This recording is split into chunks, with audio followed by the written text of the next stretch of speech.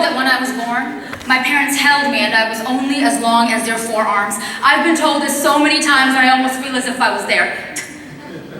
Well, I was there, obviously. I was the baby, but I feel as if I was there, looking at myself, oohing and eyeing, and then I hear something. Oh, it's my parents. They're discussing something.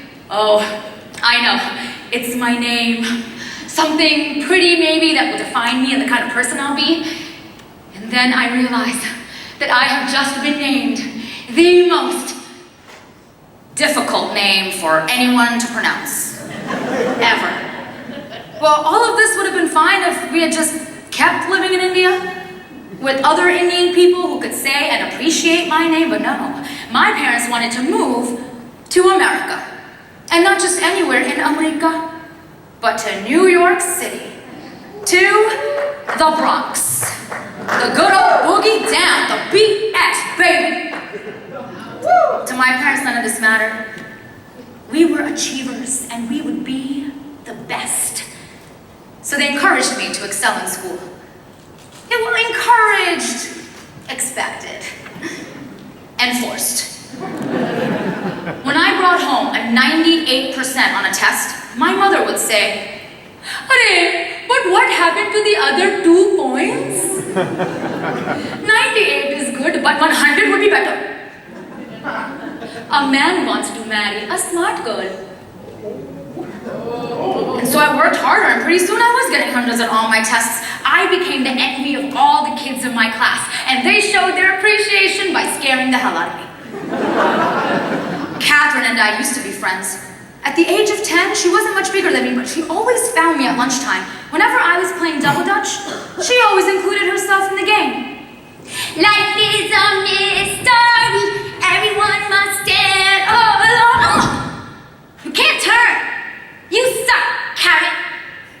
And you so poor you don't even got no money for milk. You better not mess with me or I'm gonna tell Mrs. Farley and then you're really gonna get it. Don't be stupid, you coolie. Your whole family's stupid. Ugly and stupid and dumb. Your mom was so dumb, she cooks curry with Old Spice. And then the whistle blew and we all had to go line up. And I said, "My mother's not dumb, yours is." Catherine walked right up to my face and I thought, oh my God, why did I say that about her mother? Everyone knows you can't talk back to a bully. She's gonna hit me in front of all these people, so I took a step back with my double dutch rope and I hit her first. I didn't even think about it, I just did it. Mrs. Farley walked over to me. She was a big woman with frizzy blonde hair that desperately needed a touch-up. "You hit Catherine with your rope, Qatar." Well, have you looked at her face? She's bleeding. You're always showing off, aren't you? Tell me how your red dots have all this shiny jewelry, but you get a free lunch pass? Always telling people that you're better than them, hating poor Catherine. Well, how would you like it if I hit you in your face for no reason? And before I could respond, I felt it. I felt her hand cross my face, and the tears streaming down, and I heard the laughter from the class. When I entered junior high school, I wanted to transform. I thought about who I could be. And then it came to me. I wanted to be like everyone else. Well, I wanted to be like my Puerto Rican classmates. So I wore gold rings and gold earrings. Some really big gold earrings. And with these things, I felt like I belonged. But when my parents wouldn't let me stay out late or hang out with my friends, we would fight. But why can't I go outside? All my friends are out there. Coño, it's like 200 degrees in this stupid apartment. Why you got me locked up in here like a prisoner? I ain't a prisoner, am I? I learned in class that the British kept Indians as captives. That's what you're doing to me right now. You are going to compare me to the British? You will have respect for your father. I will send you back to India right now if you don't stop acting like this. In India, you will learn how to be a good Indian girl and a good daughter. We should marry you off as a child bride. I'm not gonna lie, that kind of scared me. So I relaxed and focused on school. And I went to high school, where I joined the speech and debate team so that I could become other people through characters and plays. And that's when I met Beanie. She was a tall black girl with short dreadlocks, and she had presence. Beanie introduced me to the New York City nightlife scene.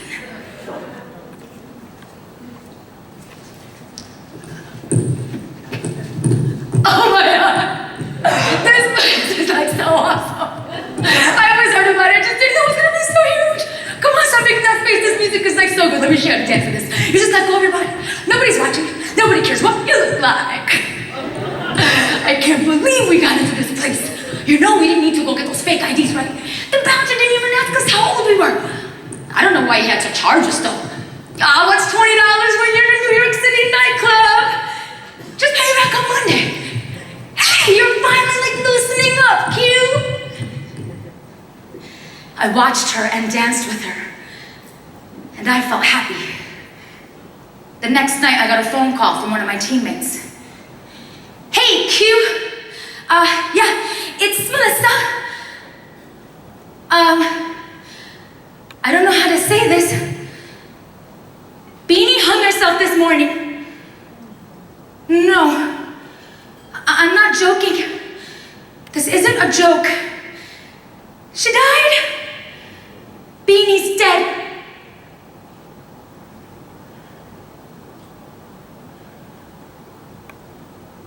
And all I could think about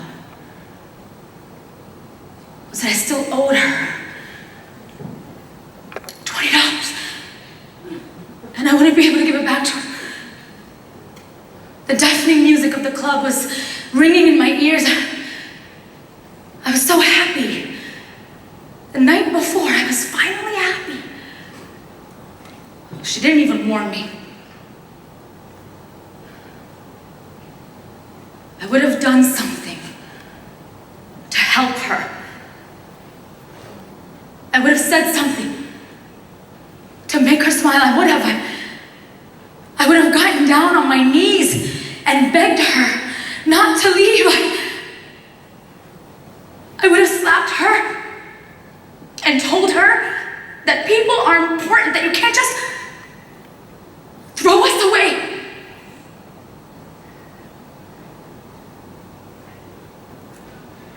A few months later, angry and jaded, I went to college.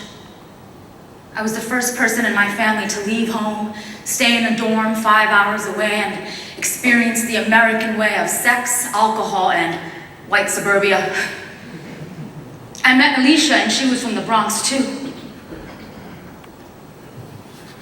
You want me to enunciate that as an ethnic female, I am constantly reminded in this socio-political realm that, perhaps subconsciously, yet pervasively, I am reduced to the other?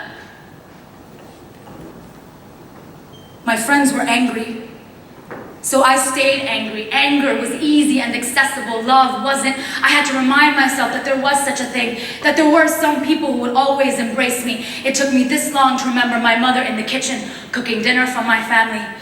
You see, this is why I always try to teach you, but you were too busy doing God knows what, hanging around those hoodlum girls. I've spoiled you, you know. I've been cooking for over 100 years, but I never forced you to learn. You better write down the recipe now as I tell you. I learned how to make this dish when I was 8 years old. Your grandmother taught me. We had the stove on for too long before putting in the oil. So you be careful, huh? It wasn't my mother's fault. She was getting the rice. I was standing too close to the stove and the oil splashed in my face. I was so beautiful as a child before it happened. My skin was soft and fair. I put so much cream and still 40 years it took to fade. You can still see the dark spots if you look closely. I cried and cried that day because naturally I thought my life was destroyed, but my mother told me as she cooled down my face, just as a cooling breeze flows through an open window on a hot day, you must open the windows of your mind. The thing is, I just wanted to forget what I'd been through. I thought forgetting who I was would make me happy. My friend Lena tried to help me forget. If you want to go to India, then go. if you don't want to go to India, then don't go. I mean, I don't know what you think is magically going to happen there. Or maybe something will, who am I to say? Say it with me. I'm happy with me. The point is, it's not about you. It's not about parents, it's not about a man, it's only about you. It's about love, self-love. The point is that you will get exactly from this crazy world, exactly what you choose to receive.